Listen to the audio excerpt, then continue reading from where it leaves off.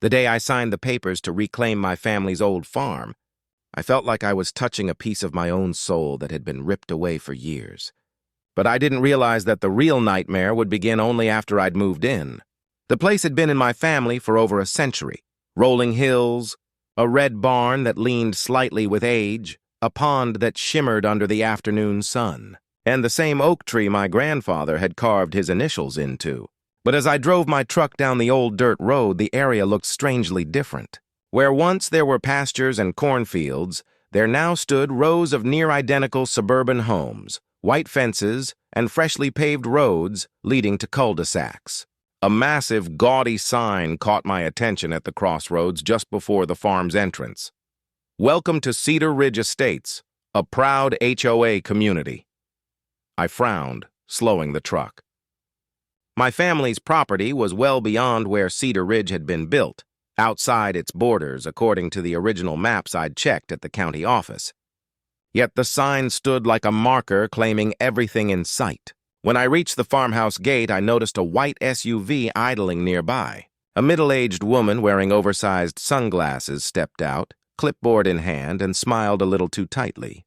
"You must be Mr. Bennett," she said, her voice saccharine but brittle like she was used to getting her way. "I'm Marlene, president of the Cedar Ridge HOA. We're so thrilled to have you as part of our community." I gave her a puzzled look. "Community? This land's not part of your HOA. I bought back my family's farm. It's private property." Her smile froze, then returned, thinner this time. "Oh, well, the county maps are a little outdated. Our HOA recently expanded its coverage area to include this parcel. You'll be getting your welcome packet soon with the HOA bylaws, fee schedule, and community guidelines." I laughed, thinking it was some kind of misunderstanding. "Lady, this farm's been here for 100 years. I'm not paying a dime to your HOA. Now, if you'll excuse me, I've got fences to fix." Her smile vanished. She scribbled something on her clipboard, nodded curtly, and drove off. I didn't think much of it until the next morning, when I found an envelope stuck in my gate, bold red letters across the front. "Notice of HOA violation and assessment." Inside was a letter demanding $2,800 in annual HOA dues, plus a $150 late registration fine. They also warned me to remove unsightly debris from the property, referring apparently to my tractor and stacked hay bales. I tore the letter in half and tossed it into the fire pit. That should have been the end of it, but it wasn't. The next week, while I was fixing the barn roof, I noticed a man in a reflective vest taking pictures near the fence line. When I yelled at him, he claimed he was documenting compliance violations for the HOA board. I climbed down the ladder, ready to chase him off, but he hurried to his car and drove away. That evening, another letter came, this time threatening legal action if I didn't acknowledge HOA jurisdiction. I called the county zoning office first thing the next morning, and the clerk confirmed what I already knew. My property sat just outside Cedar Ridge's legal boundary. It wasn't part of their subdivision, and no HOA authority extended to it. When I asked for written proof, the clerk emailed me scanned plats and deeds confirming the property's exemption. Armed with that, I sent a certified letter to the HOA office, attaching the documents and warning them to stop harassing me. 2 days later, I woke up to the sound of engines. A tow truck was pulling my old John Deere tractor out of the front lot. I ran outside, waving my arms, shouting for them to stop. Marlene stood there, arms crossed, smug as a queen. "You violated HOA landscaping ordinances," she said. "Unregistered heavy equipment isn't allowed to be parked in community view." "You can't tow my tractor!" I yelled. "This is my land!" She smirked. "The board voted on it. You'll have to discuss appeals at our next HOA meeting." Then she handed me an invoice for $250 for removal and storage fees. My blood boiled. I called the sheriff's office, but when the deputy arrived, he seemed hesitant. "Sir," he said, flipping through his notepad, "technically, the HOA's jurisdiction stops before your property line, but they're claiming a recent annexation. This might have to go through civil court." I couldn't believe it. They'd towed my tractor illegally, and the deputy was telling me to lawyer up. That night, I made a decision. I was going to fight back, and not just to get my tractor. I was going to expose them for every scam they were running. I started by attending their next HOA meeting, held in the local clubhouse near the subdivision's pool. The residents were mostly retirees and young families, all looking uncomfortable as Marlene called the meeting to order. I stood in the back, waiting for my turn to speak.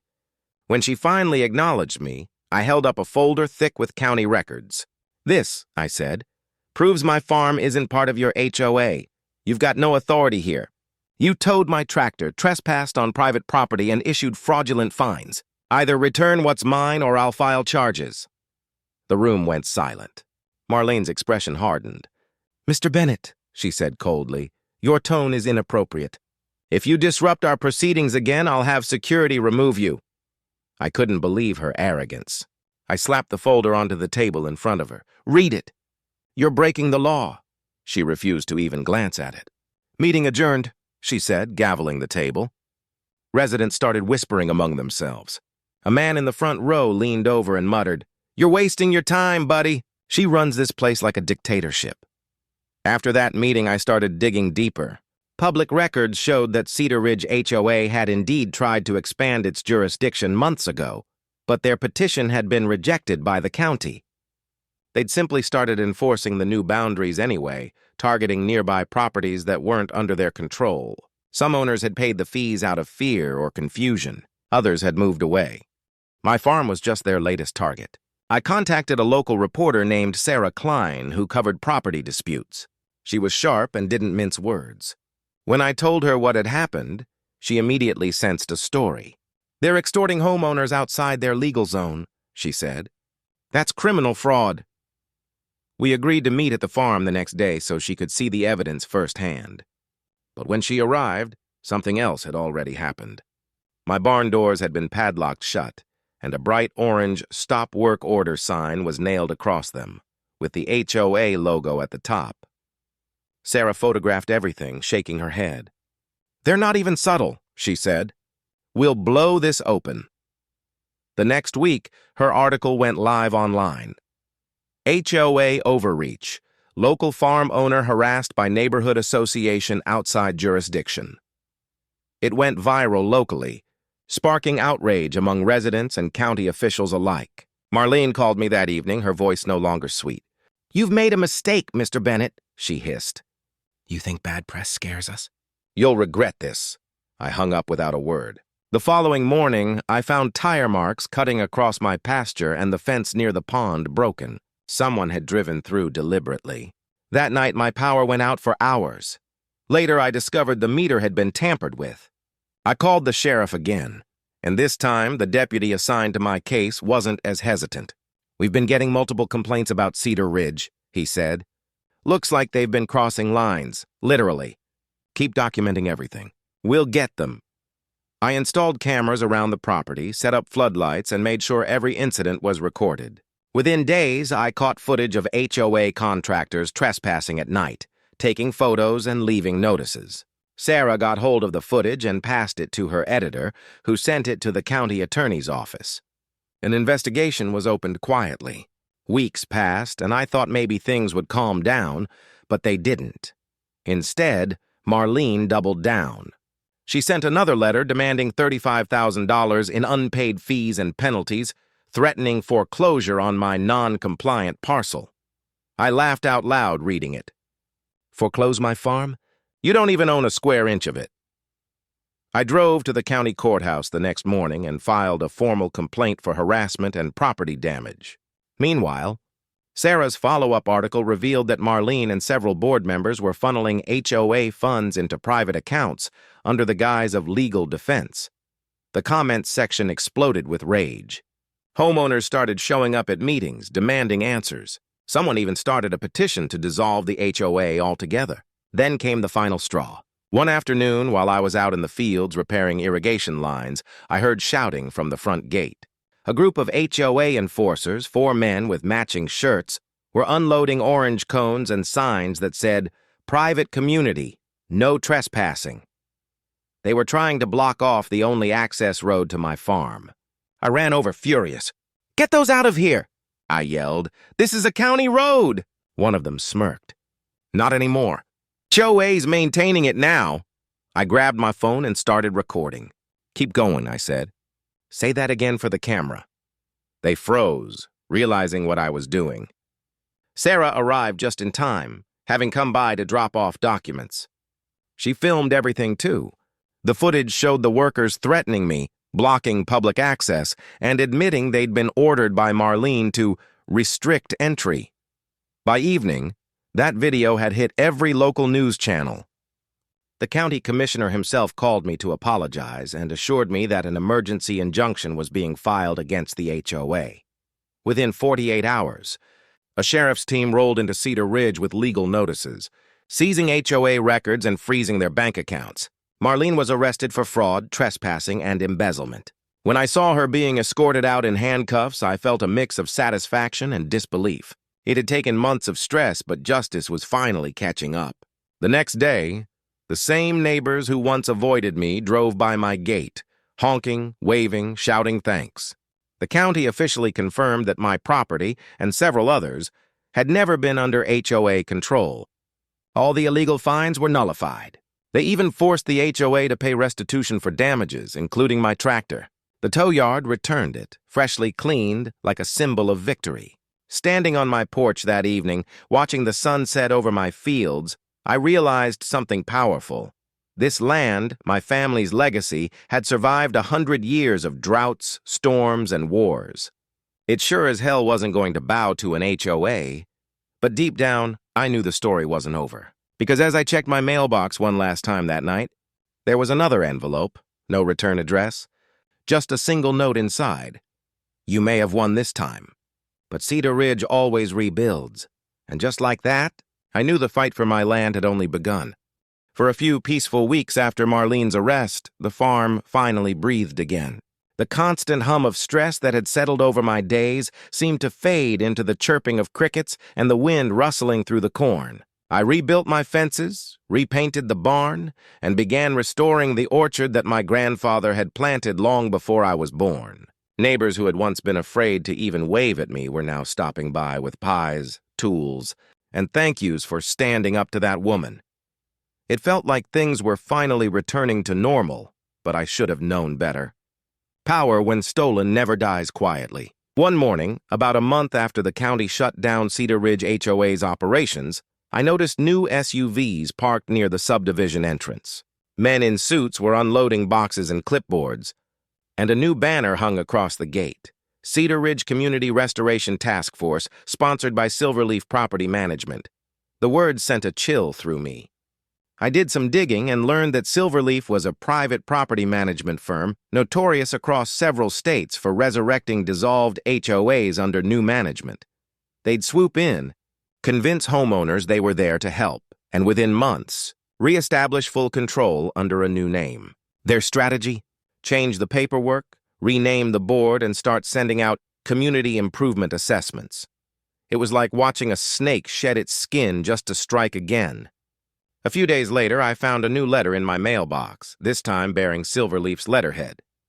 Dear property owner, it began, as part of Cedar Ridge Community's restoration efforts, we are reinstating the original neighborhood maintenance program. All properties within or adjacent to Cedar Ridge are required to contribute an annual maintenance fee of $3,500, effective immediately. My jaw clenched. They couldn't be serious. Adjacent?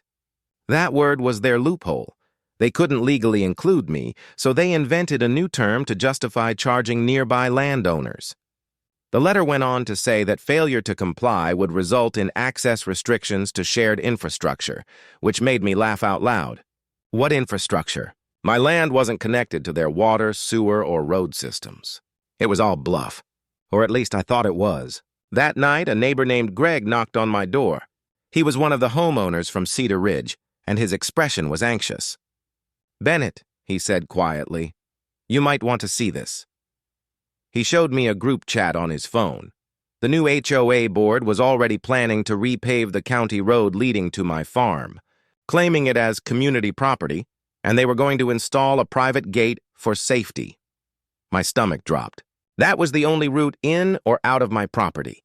They can't do that, I said. Greg sighed. They've already started hiring contractors. They told everyone it's just to improve security after all the media attention, but the real reason is to block you. By the next morning, heavy equipment had arrived. Trucks lined the road, and workers in hard hats were setting up barricades. When I approached, one of the supervisors handed me a notice that said, "Construction zone. No unauthorized access." "This is a county road," I argued. "You can't block it," the man shrugged. "Talk to management." I stormed down to the temporary office Silverleaf had set up inside the old HOA clubhouse. There I met a slick, silver-haired man named Richard Hale, the new community director.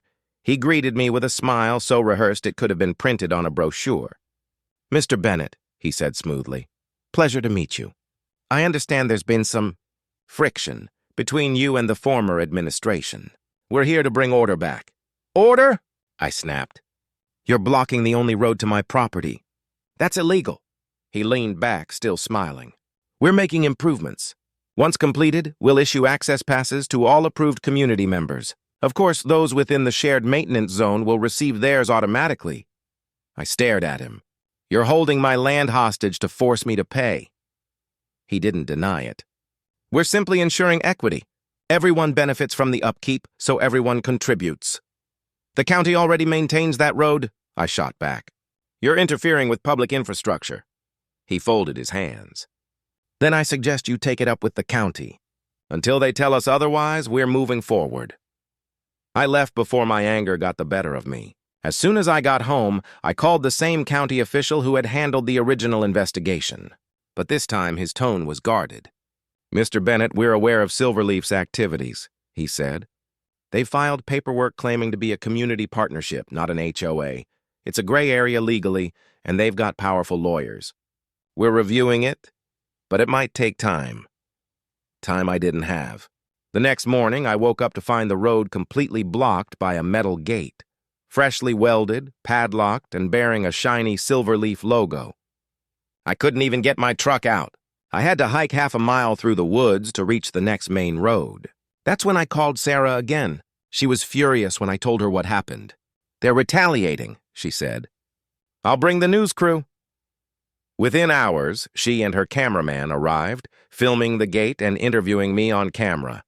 The story aired that evening, titled, "Private Company Blocks Farmers' Access to Land After HOA Collapse." It caught fire online. But instead of backing off, Silverleaf doubled down. They issued a public statement calling me a disruptive neighbor refusing to cooperate with community improvement efforts. The comments section, filled with angry homeowners accusing Silverleaf of extortion, and just as many bots defending them. It was a PR war, and they were playing dirty. 2 nights later, I heard engines again. I looked out my window and saw headlights moving across my property, slow, deliberate. I grabbed my flashlight and stepped onto the porch, heart pounding. 4 men in dark clothes were by the barn, spray painting something on the walls. I shouted, and they bolted toward their truck. As they sped off, my flashlight beam caught the words they'd left behind. "Not part of us." The next morning, I found tire tracks near the pond again and a trail of trash, beer cans, broken glass, and a burned patch of grass. They were trying to scare me off, make the land feel unsafe, but they didn't realize I wasn't leaving.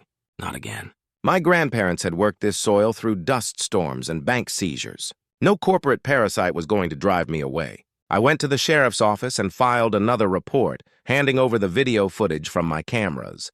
This time, the sheriff himself came out to inspect. He was an older man, tough but fair. After walking the property, he looked at me and said, "They're overstepping, Bennett, big time. But these corporate outfits, Silverleaf especially, they've got influence. You'll need more than complaints. You'll need to hit them where it hurts." "Money?"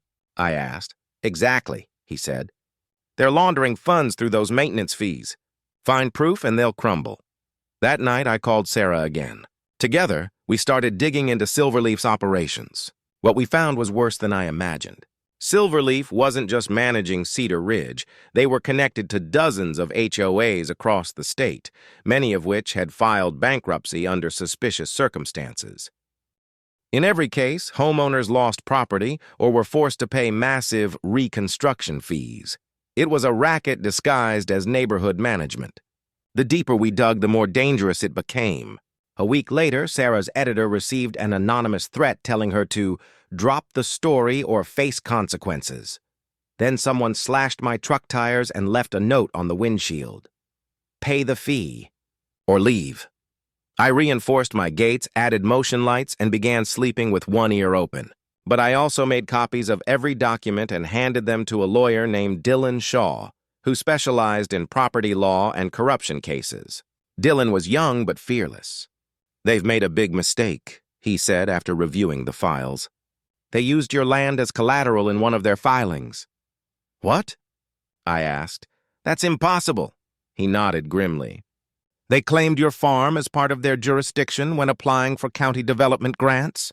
That's federal fraud. We worked fast." Dylan filed for a restraining order against Silverleaf, demanding immediate removal of the gate and damages for interference.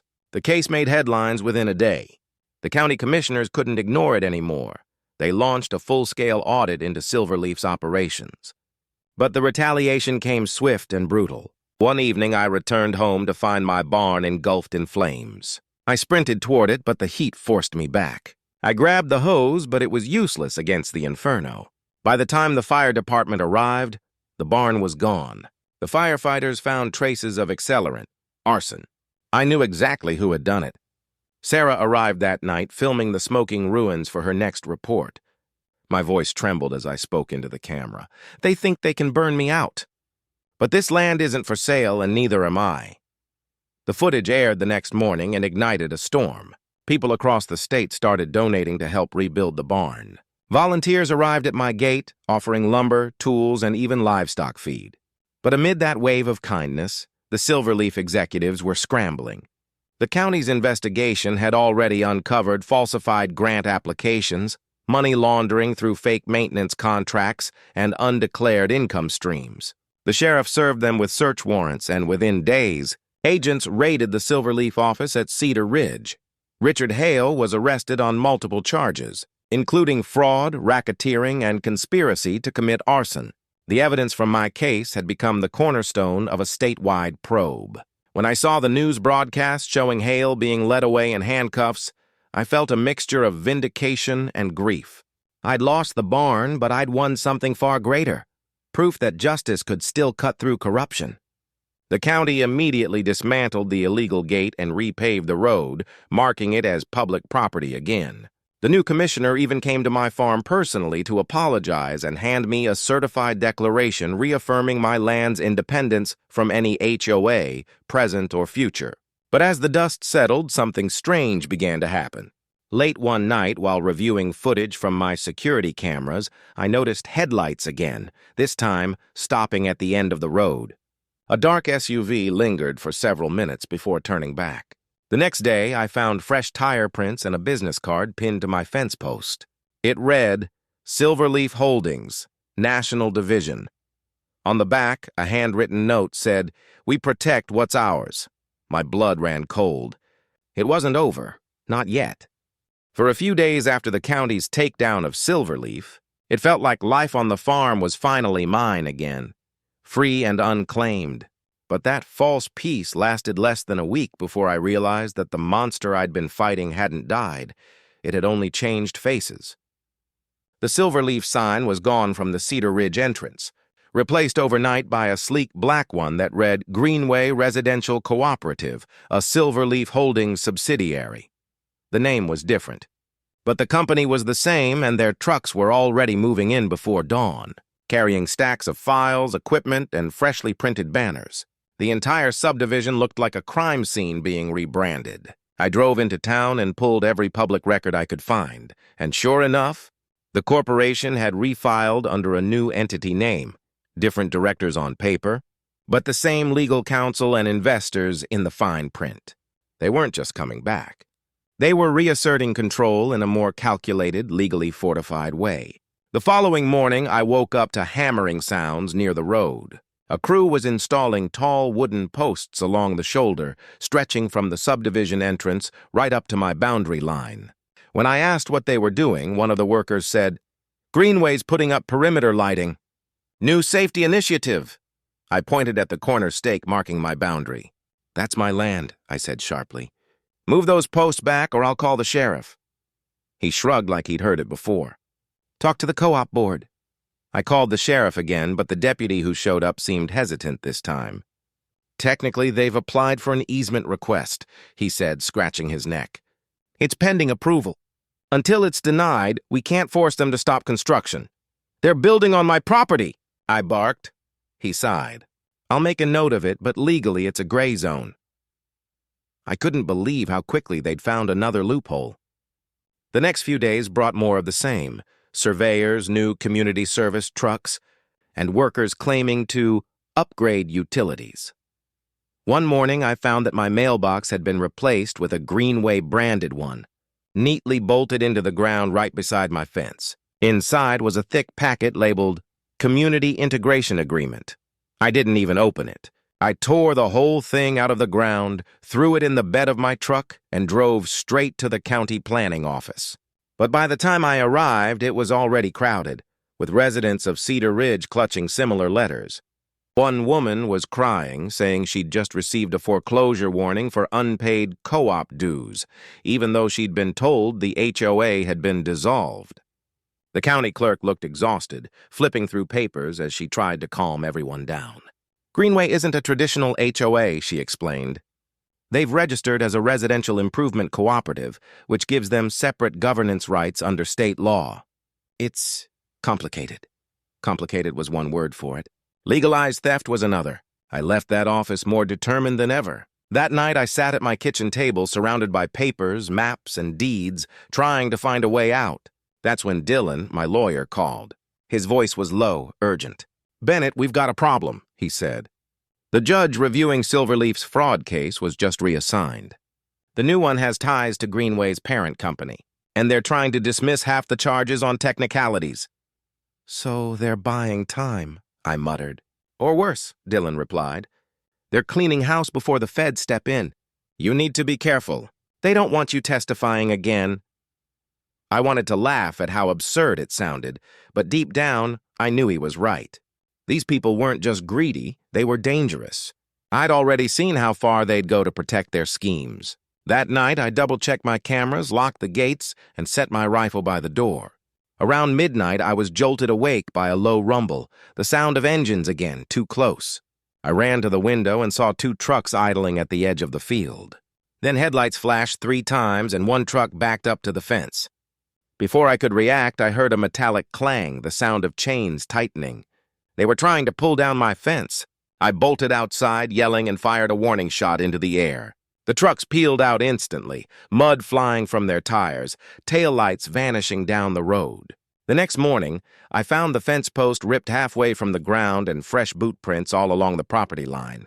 I turned the footage over to the sheriff, who promised to look into it, but I could tell he was scared too. These weren't local troublemakers anymore. This was a coordinated push.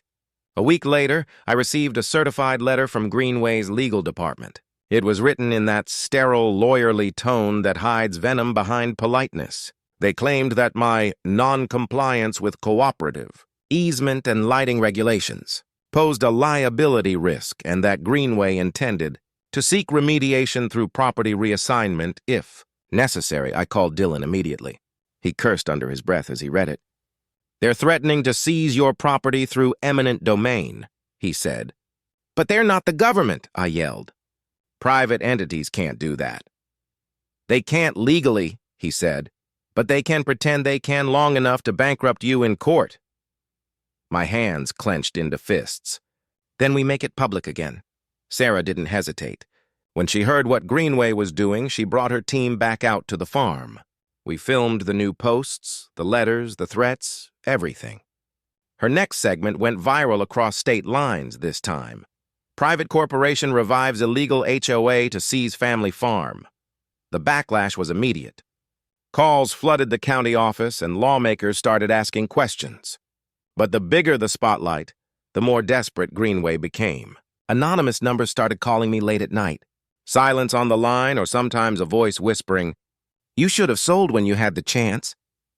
Then one morning, I found a dead crow nailed to my fence with another note beneath it. "Last warning." My stomach turned, but instead of fear, what I felt was rage. I wasn't just protecting my property anymore. I was fighting for every homeowner they'd ever bullied. Dylan filed an emergency injunction with the state attorney general's office, demanding an investigation into Greenway's practices. The AG's office responded within days, launching a statewide task force into corporate HOA fraud. When word got out, Greenway's PR team scrambled, releasing statements claiming they were cooperating fully and committed to transparency. It was a lie, of course, but their smooth talk didn't work this time. The tide was turning. That week, I testified in front of a grand jury via video, detailing everything from Marlene's early harassment to Silverleaf's rebirth as Greenway. My footage, my documents, even Sarah's articles, all of it was submitted as evidence. For the first time in months, I felt hope. But Greenway wasn't finished. The night after my testimony, the power went out again, except this time, it wasn't just my farm. The entire Cedar Ridge area went dark. I stepped outside and could see the faint glow of flashlights moving near the road. Then came a low humming sound, like a generator kicking in, and suddenly, floodlights snapped on all around the perimeter of my land, blinding white beams mounted on those safety poles they'd built earlier. My farm was lit up like a prison yard. I called the sheriff, but his dispatcher said they were overwhelmed. Reports were pouring in from across the county about the blackout. Then a truck pulled up to my gate, and I recognized the driver immediately, Richard Hale. I'd seen him led away in handcuffs months ago, but there he was, somehow free, grinning like nothing had happened. "You didn't think I'd stay gone forever, did you?" he called out. "You cost us millions, Bennett. But Greenway's bigger than you think." My pulse hammered. "You're trespassing," I shouted. "Get off my property."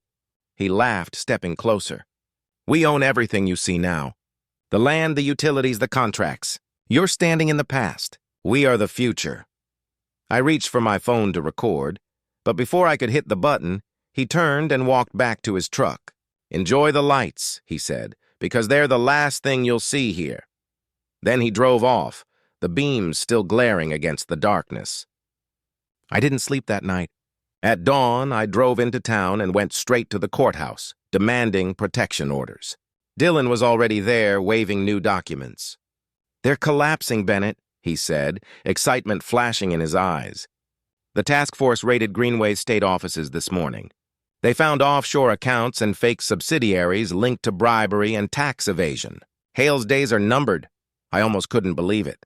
Within hours, news broke that multiple Greenway executives were being detained for questioning, and the SEC had opened an investigation into their parent company, Silverleaf Holdings. The dominoes were finally falling. But even as I watched it unfold, I couldn't shake the feeling that something was coming, a final move, one last act of desperation. And I was right. 2 nights later, while the investigation made headlines and Greenway's stock prices plummeted, someone set off an explosion in the field near my pond.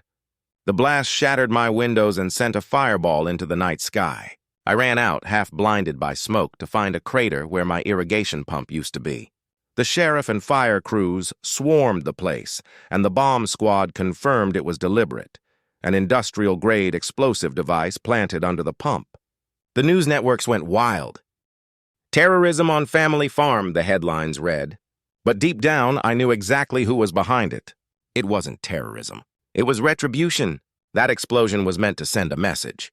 The next day, federal agents arrived, finally stepping in after the blast crossed state and national safety laws. They set up camp near my property, interviewing me for hours, taking everything, documents, drives, videos. One of them, a serious man in a dark suit, said quietly, "You've done the country a service, Mr. Bennett. This isn't just about your land anymore. These companies have been laundering millions through shell HOAs nationwide." It was the first time anyone had said out loud what I'd suspected all along, that my fight wasn't local. It was part of something much bigger. Over the next few weeks, the entire network began to unravel. Silverleaf's CEO was indicted. Richard Hale disappeared again, this time vanishing before federal agents could arrest him. Rumors said he'd fled overseas, but I wasn't celebrating yet, because on the last evening of that long month, as I stood by the pond staring at the reflection of the rebuilt barn and the faint smell of burned soil still hanging in the air, I noticed something on the fence post. A new envelope. No stamp, no name. Inside was a single photograph, an aerial shot of my farm, taken from above, probably by drone. On the back, 3 words were scrawled in black ink. Still watching. Neighbor. The next morning, the entire valley was silent except for the rustle of the wind brushing through the golden wheat fields that now swayed freely without HOA signs or construction equipment cluttering the land.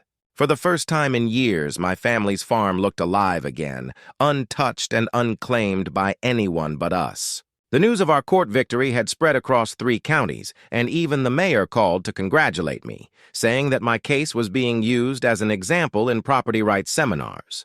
The HOA office stood abandoned, its doors locked, papers scattered inside, and the once proud Oak Ridge Estates sign lay broken by the roadside, half buried in mud from last night's rain. I walked up to the barn where everything had started. The same barn my grandfather had built with his bare hands, the one that held our family name carved into its wooden beams. When I touched the engraving, I could almost hear his voice telling me that land isn't just property. It's memory, legacy, and heart. Behind me, my mother placed her hand on my shoulder and whispered that he'd be proud. I nodded, watching as sunlight filtered through the broken slats and illuminated the dust dancing in the air like fragments of time coming back together. We rebuilt everything, the fences, the well, the barn roof, not with money, but with the pride that no HOA fee could ever buy. Every evening as the sun dipped behind the hills, neighbors who once avoided us stopped by, apologizing, sharing meals, and helping repair what years of greed had broken. Within months, Oak Ridge's influence vanished from local maps, its authority stripped, its president now facing multiple charges for fraud and illegal land coercion. They had tried to own my past, but instead, they gave me a reason to fight for my future.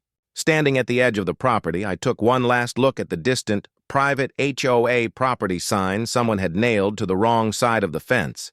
I smiled, tore it down, and tossed it into the fire pit. The flames crackled high, sparks dancing into the night as if burning away the last remnants of their control. "This land," I said aloud, my voice echoing across the valley, "belongs to the Carter family. Always has, always will." The sky turned amber. The wind carried the smell of rain and soil, and for the first time in decades, peace returned to where it rightfully belonged.